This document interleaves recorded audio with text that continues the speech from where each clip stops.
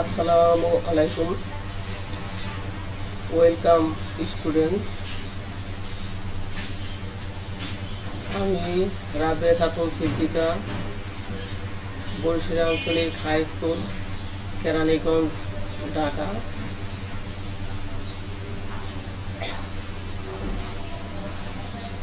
আজ আমি তোমাদেরকে পড়াবো নবম দশম শ্রেণীর ইংরেজি প্রথম পত্র। তার আগে একটু দেখো আমি কি পাঠটা আজকে তোমাদের পড়াবো, তোমরা দেখলে সহজে অনুমান করতে পারবে। দেখো তো এই ছবিটি কিসের? এই ছবিটি আমাদের অতি পরিচিত, আমরা সবাই চিনি। এই ছবিটি কিসের? তাজমহল। তাজমহলটি কোথায় অবস্থিত? এটি ভারতের আগ্রায় অবস্থিত। আমরা অবশ্যই প্রত্যেকেই চিনি। তারপর দেখো এটা কি দেখা যাচ্ছে, হয়তো কেউ চিনতে পারতো, কেউ হয়তো চিনতে পারে নাই। এটা হয়েছে ফতেপুর সিক্রি। এটিও ভারতে অবস্থিত। এরপরে দেখো এটি কি? নিশ্চয় কেউ কেউ অনুমান করতে পারছো, এটি হচ্ছে ভারতের কুতুব মিনার। তারপরে আমরা আরেকটি ছবি দেখি।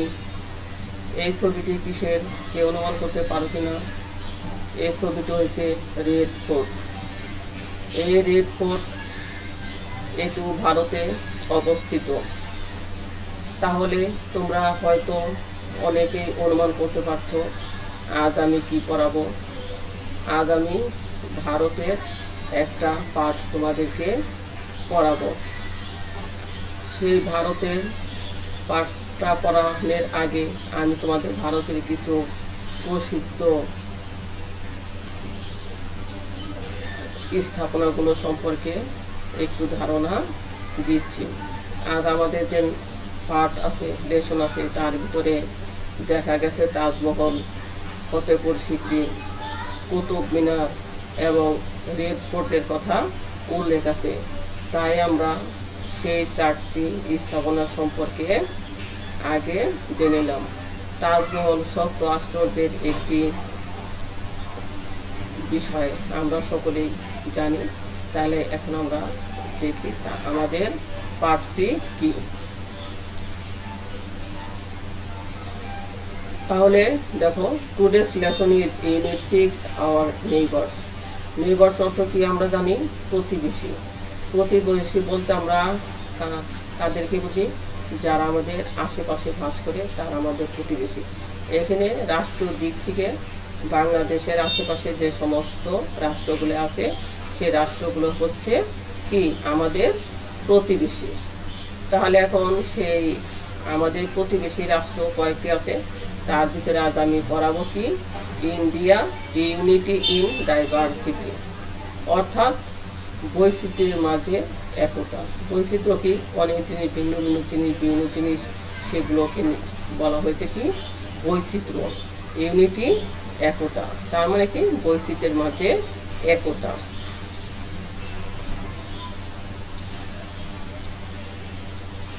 Learning outcome. লার্নিং আউটকাম মানে কি? শিখন ফল। অর্থাৎ আজ আমি তোমাদের যে পাঠটি পড়াবো, সেই পাঠটি পড়ে তোমরা কি শিখতে পারলে, সেইটাই হয়েছে মূল কথা, শিখন ফল। আমরা অনেক কিছু করি, পড়ার পরে সেখান থেকে কিছু কিছু অর্জন করি, কিছু নিজের জীবনে ব্যবহার করি। এইভাবে করে আমরা পাঠ পড়ার পরে যা শিখি, সেটি হচ্ছে আমাদের লার্নিং আউটকাম। আজকে এই যে ভারত আমাদের প্রতিবেশী রাষ্ট্র সম্পর্কে পড়ব, সেই প্রতিবেশী রাষ্ট্র সম্পর্কে পড়ে আমরা কি অর্জন করতে পারবো, কি জানতে পারবো, কি শিখতে পারবো।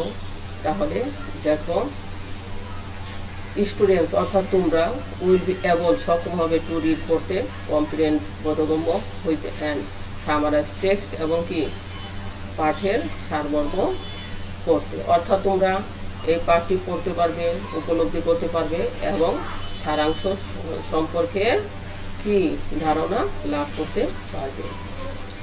এরপরে কি তোমরা উইল বি আস্ক জিজ্ঞেস করতে পারবে, অ্যান্ড অ্যান্সার কোশ্চেন্স এবং প্রশ্নের উত্তর দিতে পারবে। অর্থাৎ কোনো কিছু সম্পর্কে জিজ্ঞাসা করতে পারবে এবং সেই প্রশ্নগুলোর উত্তরও দিতে পারবে। এছাড়া আর কি পারবে দেখো, able to read travel ads. Ads মানে কি আমরা প্রত্যেকে জানি বিজ্ঞাপন। তাহলে ভ্রমণ বিজ্ঞাপন সম্পর্কে পড়তে অ্যান্ড টক অ্যাবাউট দেম, এবং তাদের সম্পর্কে কি করতে পারবে, কথা বলতে পারবে। Number 4, the students will be able to select and right feelings.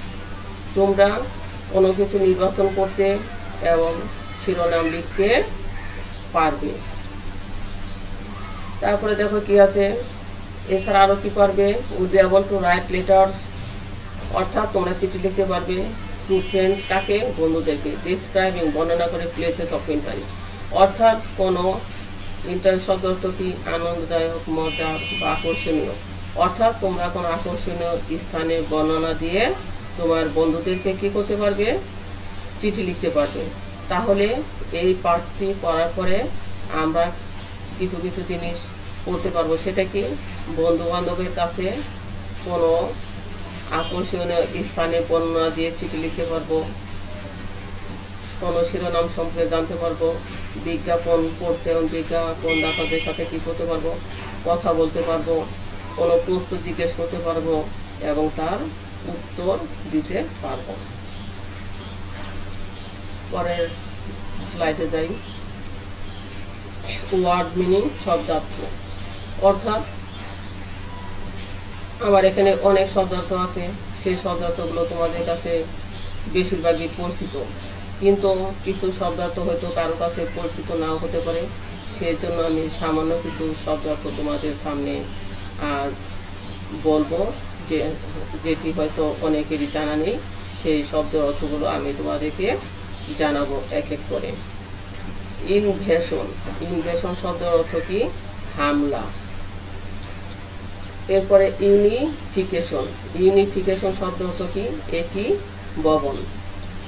এরপরে আমার আছে কনসাইড, কনসাইড শব্দ অর্থ যুগপৎ, সংগঠিত হওয়া। ডিসইন্টিগ্রেশন, ডিসইন্টিগ্রেশন মানে কি, বিখণ্ডায়ন। এরপরে আছে সুপ্রিমেসি, সুপ্রিমেসি শব্দের অর্থ আধিপত্য। তারপরে আছে আমার পার্লামেন্ট, এই পার্লামেন্ট শব্দটি তোমাদের অতি পরিচিত একটি শব্দ, যার অর্থ তোমরা সকলেই জানো। তারপরে আমি এখানে তোমাদেরকে লিখে দিচ্ছি, পার্লামেন্ট শব্দ অর্থ সংসদ। এরপরে দেখো অ্যাপয়েন্ট, এই শব্দের অর্থটিও তোমরা অনেকেই জানো। অ্যাপয়েন্ট শব্দ অর্থ কি, ধার্য করা, অর্থাৎ একটা কোনো সময় নির্দিষ্ট করে দেওয়া, সেটাই হচ্ছে অ্যাপয়েন্ট। তারপরে দেখো রেস্টোর, রেস্টোর শব্দ অর্থ কি, পুনরুদ্ধার করা। পুনরুদ্ধার মানে কি, কোনো কিছু পুনরায় বা দ্বিতীয়বার উদ্ধার করা, রেস্টোর। ডাইভার্সিটি, ডাইভার্সিটি শব্দ অর্থ কি, বৈচিত্র্য। তারপরে দেখো ডিস্টিংক্ট, ডিস্টিংক্ট শব্দের অর্থ স্বতন্ত্র। এরপরে দেখো ডাইলেক্ট, ডাইলেক্ট শব্দের অর্থ কি, উপভাষা, অর্থাৎ ভাষার থেকে যেটা তৈরি সেটা হলো কি আমার উপভাষা। প্যারাডাইস, এই প্যারাডাইস শব্দটিও আমাদের অতি পরিচিত। প্যারাডাইস শব্দ অর্থ কি, স্বর্গ। তাহলে কয়েকটি শব্দ অর্থ আমি তোমাদেরকে দেখালাম, বাদ বাকি শব্দ অর্থগুলো তোমরা নিশ্চয় পারো। তাহলে এখন দেখি পরের অংশ আমাদের কি আছে।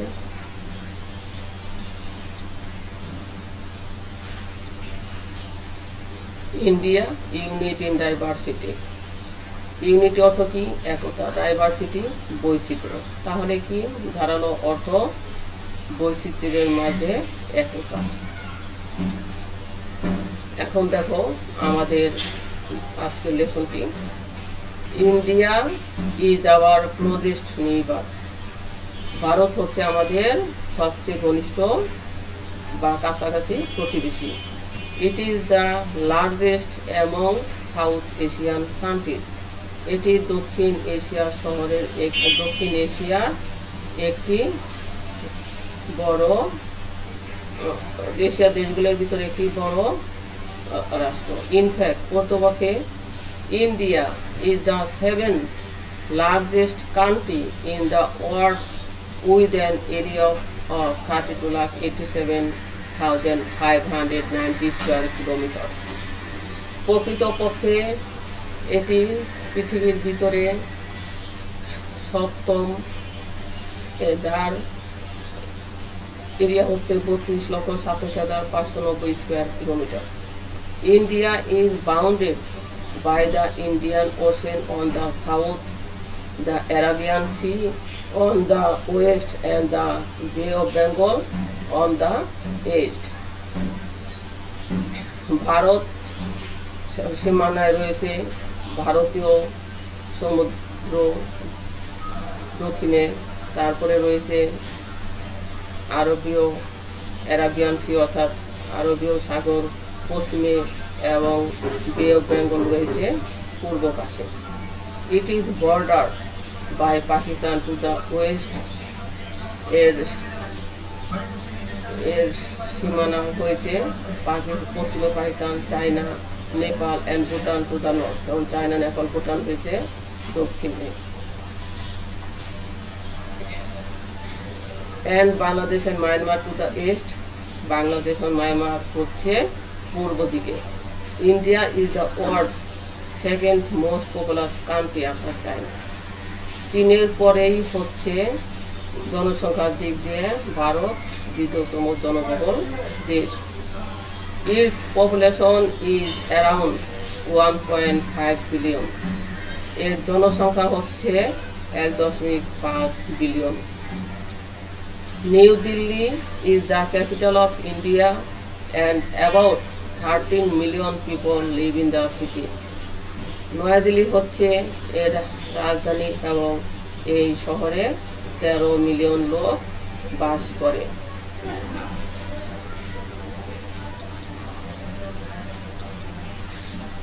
India is a land of ancient civilization. Bharat হচ্ছে প্রাচীন সভ্যতার একটি দেশ। The social, economic and cultural diversity of this vast country is the result of invasion by different races in the process of history. সামাজিক, অর্থনৈতিক এবং সাংস্কৃতিক বৈচিত্র্যের এই বিশাল দেশটি ইতিহাসে বিভিন্ন জাতি দ্বারা আকৃষ্ট হয়েছে। Indian history begins with the birth of the Indus Valley civilization and the coming of the Aryans. এই ভারতের ইতিহাস শুরু হয়েছে ইন্ডাস উপত্যকা সভ্যতা থেকে এবং আরিয়ানস এর সময় থেকে। ডিউরিং দিস পিরিয়ড, এই সময়ে Aryan culture flourished in this part of the world. এই সময়ে আরিয়ান সংস্কৃতি একটি অংশকে সমৃদ্ধ করে, পৃথিবীর একটি অংশকে সমৃদ্ধ করে। দি 5th century saw the unification of India under Ashok, and it is in his time that Buddhism spread in many parts of Asia. পঞ্চম শতকে দেখা যায় ভারতে অশোক এবং এই সময়ে বৌদ্ধদের বিস্তার ঘটে এশিয়ার অনেক অংশে। ইন দ্য এন্ড সেঞ্চুরি, অষ্টম শতকে Islam came to India for the first time. ভারতের সর্বপ্রথম ইসলাম ধর্মের আবির্ভাব হয়। And by the 11th century it had firmly established itself. এবং একাদশ শতকে এটি নিজে থেকে প্রতিষ্ঠিত হয়। In 1206 Qutubuddin Aibak founded the Delhi sultanate. 1206 সালে কুতুবউদ্দিন আইবেক এই দিল্লি সালতানাতের প্রতিষ্ঠা করেন। This was finally succeeded by the Mughal Empire in 1526, under which India once achieved a large measure of political unity. 1526 সালে নিশ্চিতভাবে মুঘলরা এই সাম্রাজ্যটাকে দখল করে এবং এটি রাজনৈতিক একতা হিসেবে অর্জন করে।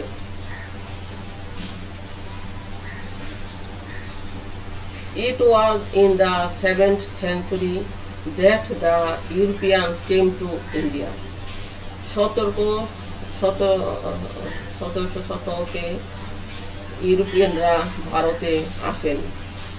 This coincided with the disintegration of the Mughal Empire, paving the way for supremacy of the English, the French, the Dutch, and the Portuguese, who were vying with each other to gain control of India.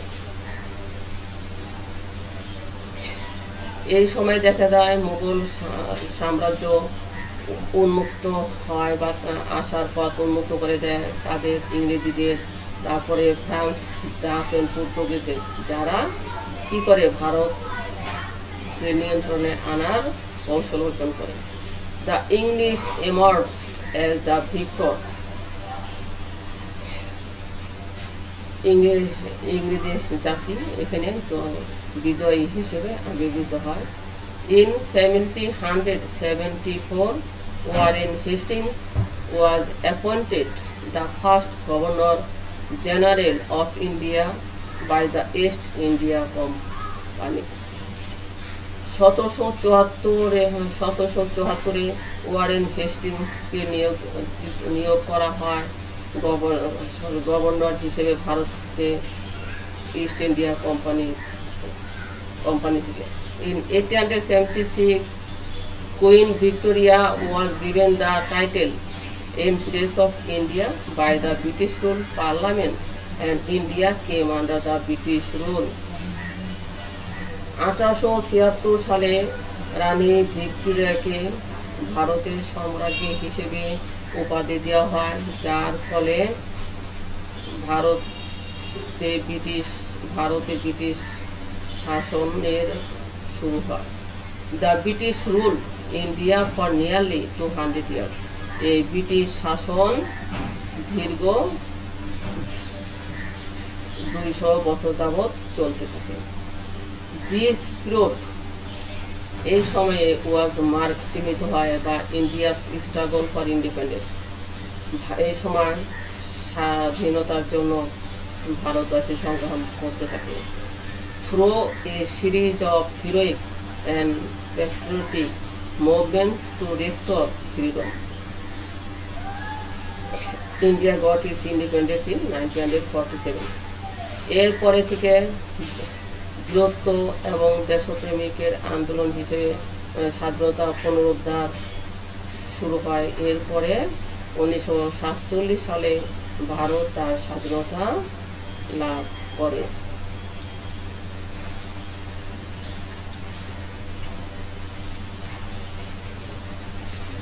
The culture of India is one of the oldest and the most unique in the world.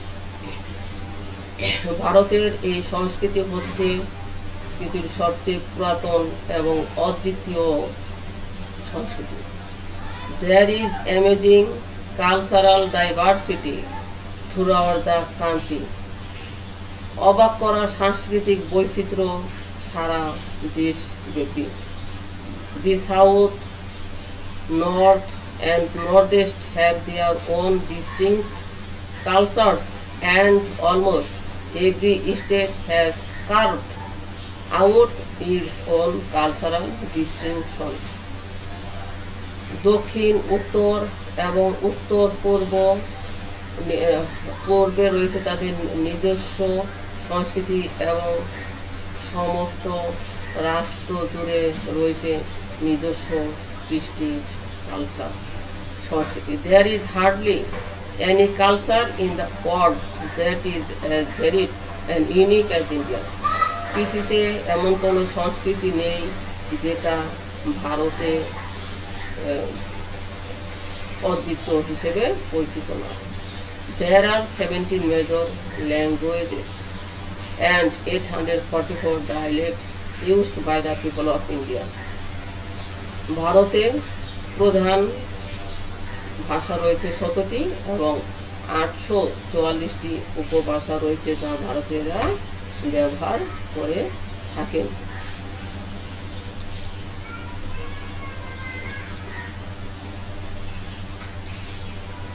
India is a tourist delight. Bharat হচ্ছে tourist মানে কি পর্যটকদের আনন্দদায়ক একটি স্থান। পর্যটকরা যারা কোনো দেশকে কোনো স্থানের সৌন্দর্য উপভোগ করার জন্য যায় তাদেরকে বলা হচ্ছে টুরিস্ট। তাহলে ভারত হলো টুরিস্ট অর্থাৎ পর্যটকদের আনন্দদায়ক একটি স্থান। দি Taj Mahal, Fatehpur Sikri, the Qutub Minar and the Red Fort are a few of the many wonders which attract people from all over the world. Taj Mahal যেটা তোমাদেরকে পূর্বে আমি দেখেছি, Fatehpur Sikri, the Qutub Minar and the Red Fort হয়েছে কি মেনি ওয়ান্ডার্স মানে কি আশ্চর্যকর জিনিস, হুইচ অ্যাট্রাক্ট যেটি আকর্ষণ করে পিপল লোকদেরকে from all over the world অর্থাৎ পৃথিবীর অন্যান্য দেশের লোককে কি করে আকৃষ্ট করে। অর্থাৎ ভারতের তাজমহলের কথা ছোট ছেলেমেয়েরাও জানে, যেটি সকলের দৃষ্টি আকর্ষণ করে। Kashmir has been describe as a paradise on earth. কাশ্মীরকে বলা হয়েছে পৃথিবীর স্বর্গ।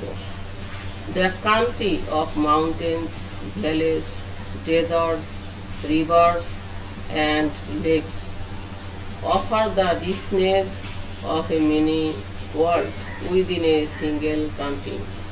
এই দেশটি হইল পর্বতের উপত্যকার, মরুভূমি, নদী এবং হ্রদ, যেটা একটি একক দেশের পৃথিবীর ভিতরে এটিকে মিনি শহর হিসেবে, মিনি পৃথিবী হিসেবে এই দেশটিকে মিনি শহর হিসেবে আখ্যায়িত করা হয়েছে। The Nilgiri mountains, hills stations like Ooty and Darjeeling, and the temples of South India, Ajanta and Ellora caves are the places one can explore in India. Nilgiri পর্বত, হিল স্টেশন লাইক Ooty এবং দার্জিলিং, ভারতের দক্ষিণের মন্দিরগুলো, অজন্তা এবং ইলোরা গুহা রয়েছে যা ভারতের অনেকেই এটিকে প্রদক্ষিণ করে থাকে।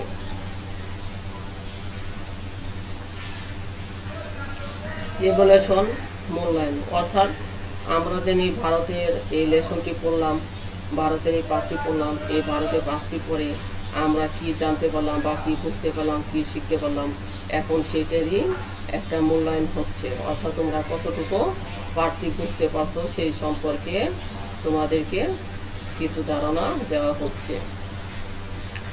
দেখো, প্রথমে আমি choose the correct answer from the alternative অর্থাৎ সঠিক উত্তরটি বেছে নেও।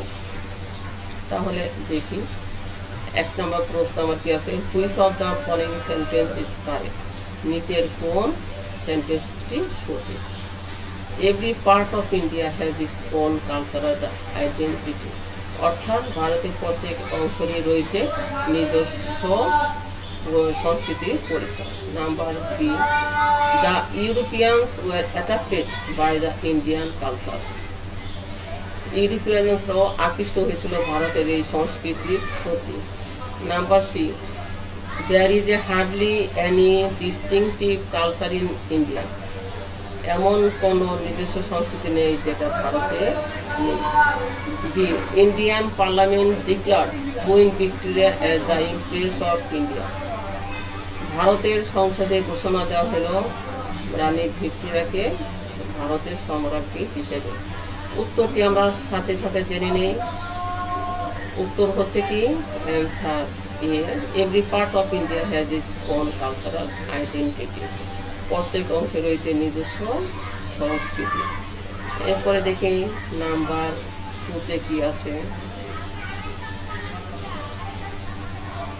What is the synonym of the word on side in line 1 অর্থাৎ সিনোনিম মানে কি সমার্থক শব্দ। এই পয়েন্ট সাইডের সিনোনিম বা সমার্থক শব্দটাকে আমরা জেনে নেই নিচে।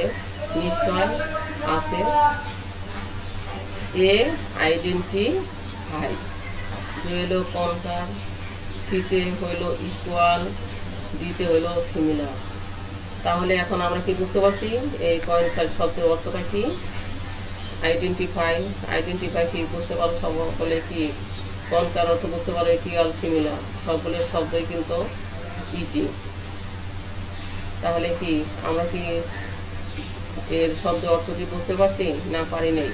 না পারলে আমরা সকলেই দেখে নেই কি কনকার, অর্থাৎ কয়েনসাইডের আরেকটা শব্দ সিনোনিম কি কনকার। এরপরে দেখি নাম্বার 3-তে কি আছে আমার। হোয়াট হ্যাপেন, কি ঘটেছিল when queen Victoria got the title Impress of India. অর্থাৎ রানী ভিক্টোরিয়া যখন সম্রাজ্ঞী, ভারতের সম্রাজ্ঞী হিসেবে একটা উপাধি পেলেন তখন কি ঘটল।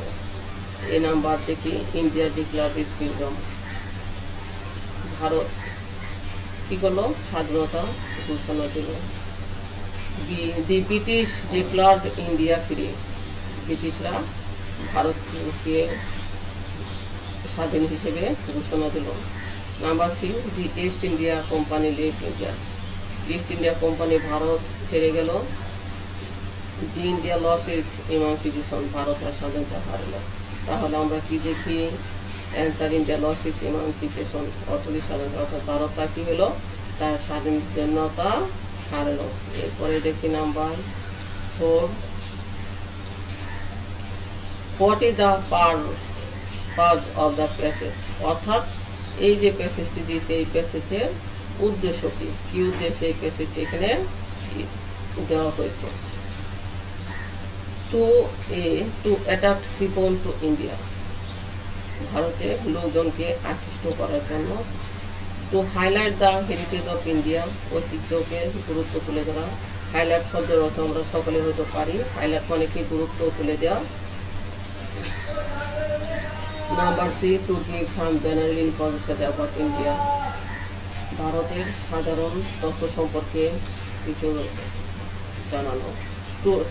To talk about the economy of India, ভারতের অর্থনৈতিক সম্পর্কে জানানো। তাহলে আমরা এখন সঠিক উত্তরটা দেখি। To give some general information about India, Bharat সম্পর্কে কিছু তথ্য জানানো। এরপরে নাম্বার 5-এ কি আছে দেখি। Which of the following is the turning point in the history of India, অর্থাৎ হুইচ অফ দ্য ফলোইং মানে কি? নিচে। ইজ দ্য টার্নিং পয়েন্ট, নির্দিষ্ট in the history of India, ভারতের ইতিহাসে আছে কি আমরা দেখি।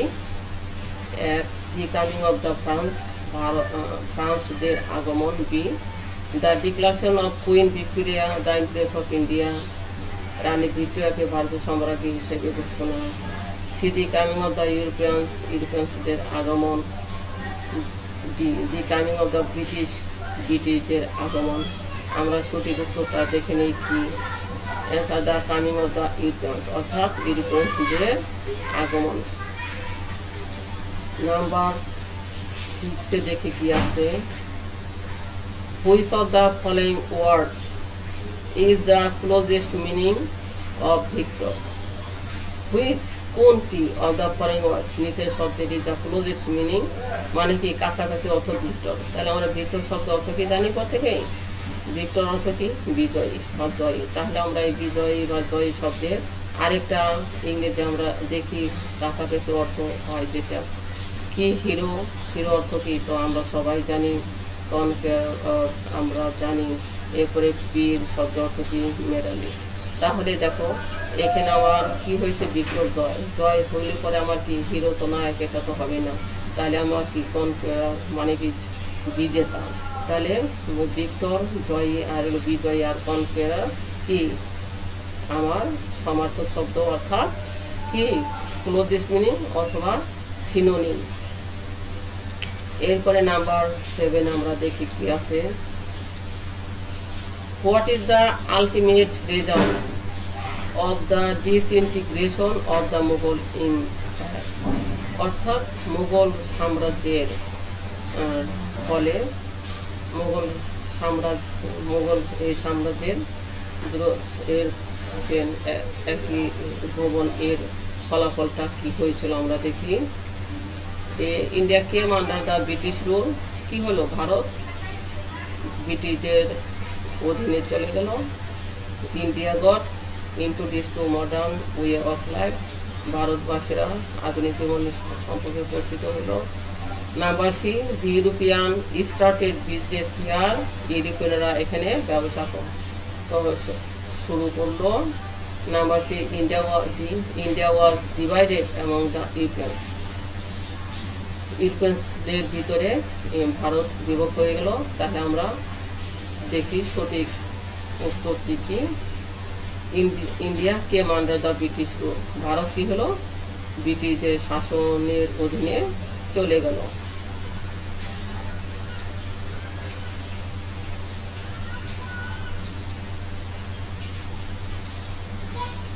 হোমওয়ার্ক, অর্থাৎ তোমাদের এই লেসনটি আমি পড়ালাম।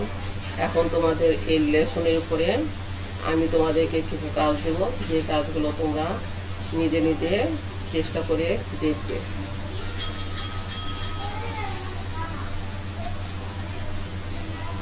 দেখো, অ্যান্সার দ্য ফলোইং কোশ্চেন, অর্থাৎ কি নিচের প্রশ্নগুলোর উত্তর দাও।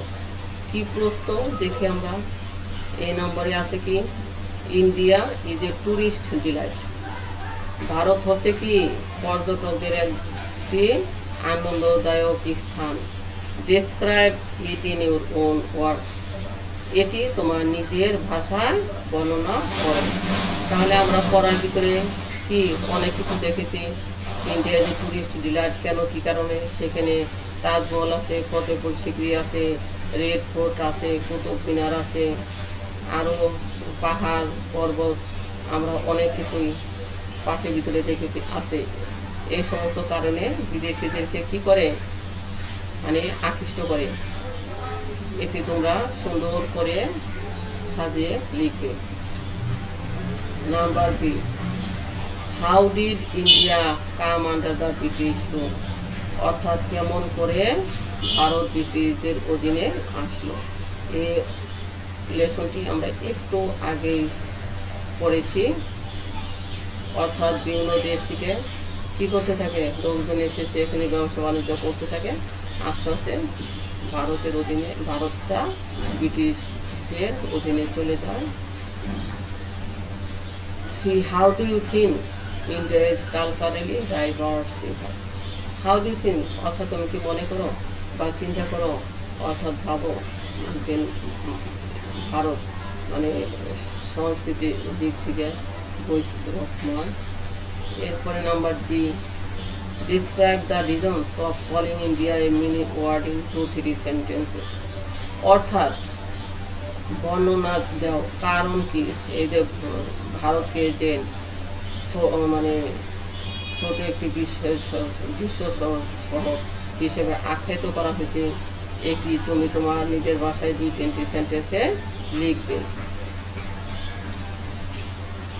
তারপরে কি আছে দেখো, how did the Europeans establish their regional state in India, how did কেমন করে, দ্য ইউরোপিয়ানস এস্টাবলিশ ইউরোপিয়ানরা এস্টাবলিশ প্রতিষ্ঠা করলেন their regional state in India, ভারতে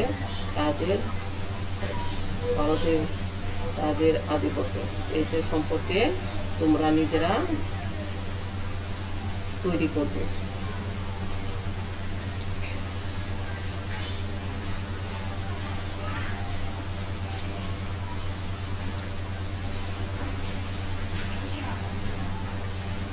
তাহলে আজকের মতো সকলকেই এখানে আমি ধন্যবাদ জানিয়ে শেষ করছি।